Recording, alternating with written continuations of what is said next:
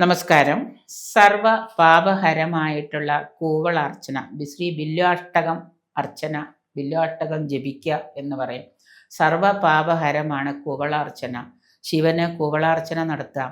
പരമേശ്വരനെ പൂജിക്കാനും അതായത് അർച്ചിക്കാനും ഒക്കെ ഏറ്റവും പ്രിയപ്പെട്ടതാണ് കൂവളം. നമ്മൾ ശനിയാഴ്ച ദിവസം ശനി ബാധിച്ചിരിക്കുന്നവർക്ക് തിങ്കളാഴ്ച ദിവസം ചന്ദ്രദോഷം, ചന്ദ്രന് ബലമില്ലാത്തവർ, ചന്ദ്രന് പക്ഷബലക്കുറവുള്ളവരൊക്കെ നമ്മൾ എന്ത് ചെയ്യാറുണ്ട്? മഹാദേവനെ ധ്യാനിക്കാറുണ്ട്. മഹാദേവ ക്ഷേത്ര ദർശനം നടത്താറുണ്ട്. ഇപ്പോൾ ചന്ദ്രന് ബലമില്ലാത്തവർ, ചന്ദ്രന് പക്ഷബലക്കുറവുള്ളവരാണെങ്കിൽ എപ്പോഴും മനസ്സിന് ഭയങ്കര അസ്വസ്ഥതയൊക്കെ ഫീൽ ചെയ്യും. മനസ്സിനൊരു അസംതൃപ്തി ഉണ്ടാവും. അങ്ങനെയുള്ളവർ തിങ്കളാഴ്ച ദിവസം അതിരാവിലെ ഭഗവാനെ ദർശിച്ച് ഭഗവാനെ കൂവള അർച്ചന നടത്തുക. കൂവളമാല അർച്ചന, ജലധാര ഇതൊക്കെ നടത്തുന്നത് കൊണ്ട്, നിരന്തരമായിട്ട് ഓം നമ ശിവായ എന്ന മന്ത്രം ജപിക്കുന്നത് കൊണ്ട് നല്ല ബലമായിരിക്കും, മനസ്സിന് ആത്മബലമായിരിക്കും. അതുപോലെ തന്നെ ശനിയാഴ്ച ദിവസം നമുക്ക് ഏതെങ്കിലും തരത്തിലുള്ള ദശാകാലമുണ്ട്, ആദിത്യൻ മോശത്തിലാണ്, ആദിത്യൻ നമുക്ക് ദോഷപ്രദനാണ് എന്നുണ്ടെങ്കിൽ നമുക്ക് ശനിയാഴ്ചയോ ഞായറാഴ്ചയോ ഒക്കെ നമുക്ക് വേണമെങ്കിൽ ക്ഷേത്ര ദർശനം നടത്താം.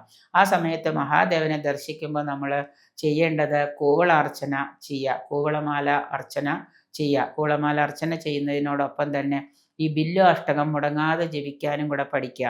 എന്നിട്ട് ബില്വാഷ്ടകം മുടങ്ങാതെ ജപിച്ചിട്ട് എവിടെ നിന്നാണ് ജപിക്കേണ്ടത്?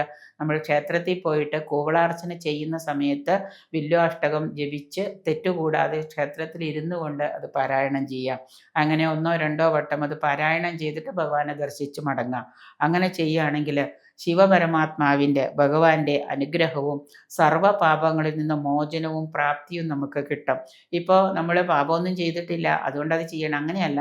നമ്മുടെ ജീവിതത്തിൽ നമുക്ക് എന്തെങ്കിലുമൊക്കെ പ്രശ്നങ്ങളും ബുദ്ധിമുട്ടുകളൊക്കെ ഉണ്ടാവാം. അപ്പോൾ ആ ഒരു ഭഗവാന്റെ ഒരു അനുഗ്രഹം നമുക്ക് കിട്ടാനായിട്ട് നമ്മൾ ശ്രീ ബില്വാഷ്ടകം ജപിക്കുകയും കൂവളാർച്ചന നടത്തുകയും, അത് നിരന്തരമായിട്ട് ഇപ്പോൾ ശനി ബാധിച്ചവർ, ആദിത്യ ദോഷമുള്ളവർ ഞായറാഴ്ച ദിവസം അല്ലെങ്കിൽ ശനിയാഴ്ച ദിവസം അല്ലെങ്കിൽ തിങ്കളാഴ്ച ചന്ദ്രന് ബലമില്ലാത്തവർ, ഇവർ 3 തരത്തിലുള്ള ആളുകളും ഈ പറയുന്ന ക്ഷേത്രത്തിൽ ഭഗവാന്റെ മുന്നിൽ ഇരുന്നുകൊണ്ട് എവിടെയെങ്കിലും മാറി ഒരു സ്ഥലത്തിരിക്കുക. അപ്പോൾ ക്ഷേത്രത്തിലാണെങ്കിലും നേരെ എവിടെയെങ്കിലും സൈഡിൽ എവിടെയെങ്കിലും ഇരുന്നുകൊണ്ട് ബില്വാഷ്ടകം ജപിക്കുക. ചെറിയ കൈബുക്കുകളൊക്കെ വാങ്ങിക്കാൻ കിട്ടും. ഇല്ലെങ്കിൽ ബില്വാഷ്ടകം അറിയുന്നൊരു ഗുരുവിൽ നിന്ന് എഴുതി വാങ്ങിക്കുക, തെറ്റുകൂടാതെ എഴുതി വാങ്ങിക്കുക, ദീക്ഷ പോലെ. എന്നിട്ട് അത് നിരന്തരമായിട്ട് നമ്മൾ ബില്വാഷ്ടകം പാരായണം ചെയ്യുക, കൂവളാർച്ചനയും നടത്തുക.